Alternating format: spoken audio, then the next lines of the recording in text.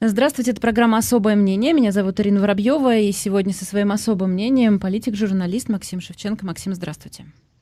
Здравствуйте.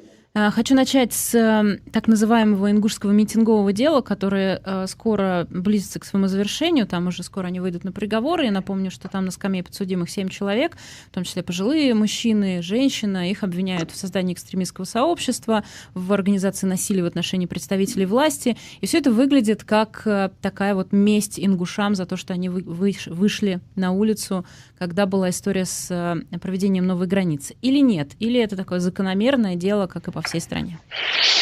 Ну, это выглядит как месть, безусловно, не знаю, там ингушам, ну, по крайней мере, той части ингушской интеллигенции, ингушского общества, которая занимает активную гражданскую позицию.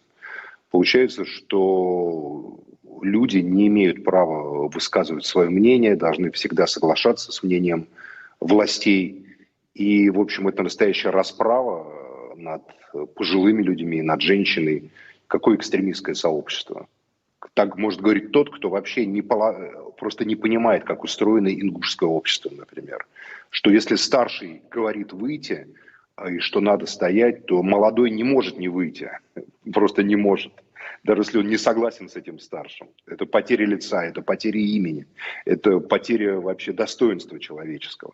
Я считаю, что в той ситуации, наоборот, надо награждать было тех полицейских и ингушей, которые встали между Росгвардией и людьми, которые там молились, собирались на этой площади в Магасе. Тимур Хамчиев, я знаю других. Их вместо этого лишили званий, выгнали из МВД, хотя они реально, просто понимая, как устроен менталитет людей.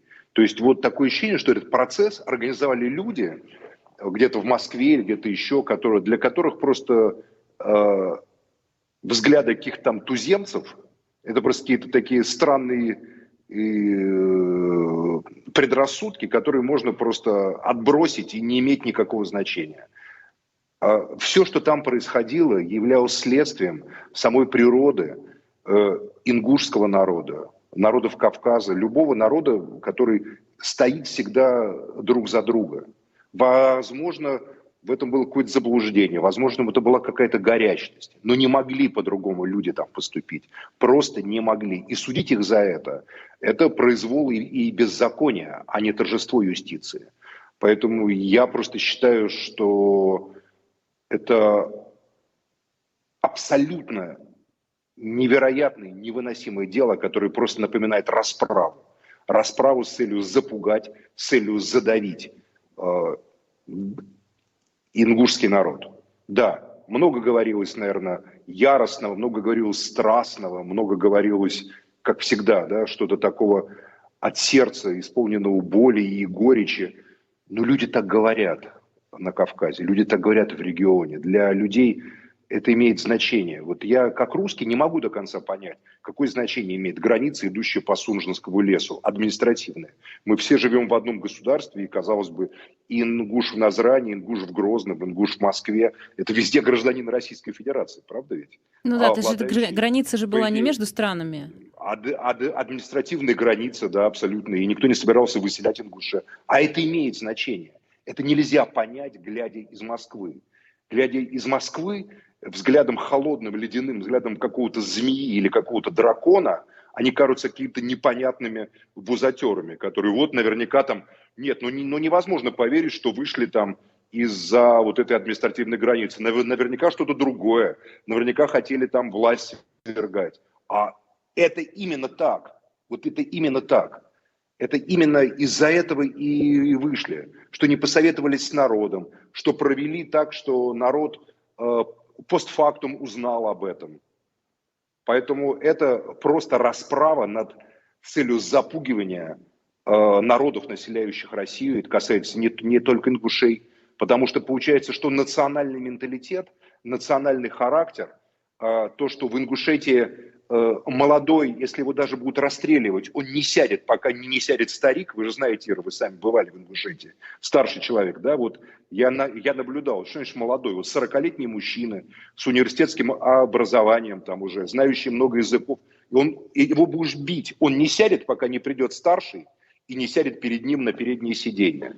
Если старший сказал, надо идти. Хочется, не хочется, нельзя не пойти просто туда на площадь. Поэтому Может быть, поэтому... я надеюсь, что суд примет милосердное решение, исходя из того, что национальные обычаи, тем более у народа, который перенес ссылку, который перенес 92-й год, который принял на себя тяжесть войны в соседней Чеченской республике, огромной массы беженцев и войск, которые там были. Ну, в общем, это бесчеловечно. Судить этих людей и бросать их в тюрьму. Это бесчеловечно. Может Если быть... этот процесс все-таки закончится каким-то обвинительным приговором, и они брошены в тюрьму, это будет один из самых бесчеловечных приговоров в отношении абсолютно невинных людей, которые за последние годы были в нашей стране. Там причем сроки очень большие. Еще раз подчеркну, это будет суд над национальными обычаями, над национальным менталитетом наших народов. Это будет именно расправа над надеждами на союз народов как основы нашей страны. Просто такая имперская расправа. Бойтесь, заткните куда-нибудь подальше свои национальные особенности, свои отношения там религиозные, тейповые, какие угодно. У каждого народа есть свои. Это у якутов, у татар, у башкир, у коми, у других. Вот не имеет это значения. Имеет значение только ледяное, холодное государство, которое как прикажет, так и вы должны сделать. Вы должны стать некими такими абстрактными, универсальными гражданами без национального менталитета, национального самосознания, национального бессознательного, в конце концов, без вашего языка, без ваших обычаев. Просто такими, как говорится, угрюм-бурчеевскими солдатами или деревянными солдатами Урфин-Джуса. Это отвратительно. Максим, а может быть, поэтому так жестоко, ровно потому, что вот из-за этого менталитета, может быть, просто это страшно, когда у тебя в стране есть республики, где старшие вот посчитали, что это несправедливо, да, сказали, и все пошли. Это же неуправляемая такая история, очень страшная для государства. Ну, я и говорю, то есть это приговор над человеческой свободой, над правом людей быть людьми, над правом ингушей быть ингушами, чеченцам чеченцами. Все должны ходить строем, все должны ходить по ранжиру, все должны бояться. Это идеал, очевидно, современного российского государства. Напомню, что это программа